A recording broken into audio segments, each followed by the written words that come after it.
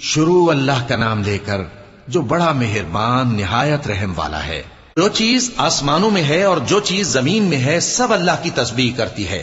جو بادشاہ حقیقی ہے، پاک ہے، زبردست ہے، حکمت والا ہے۔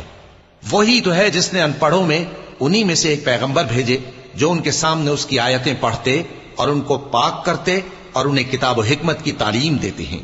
اور اس سے پہلے تو یہ لوگ کھلی گمراہی میں تھے، اور ان میں سے اور لوگوں کی طرف بھی ان کو بھیجا ہے جو ابھی ان مسلمانوں سے نہیں ملے، اور وہ غالب ہے، حکمت والا ہے۔ یہ اللہ کا فضل ہے، جسے چاہتا ہے عطا فرماتا ہے، اور اللہ بڑے فضل کا مالک ہے۔ جن لوگوں کو تورات کا حامل بنایا گیا پھر انہوں نے اس کے حامل ہونے کا حق ادا نہ کیا، ان کی مثال گدھے کی سی ہے جس پر بڑی بڑی کتابیں لدی ہوں۔ جو لوگ اللہ کی آیتوں کی تکذیب کرتے ہیں ان کی مثال بری ہے، اور اللہ ظالم لوگوں کو ہدایت نہیں دیتا۔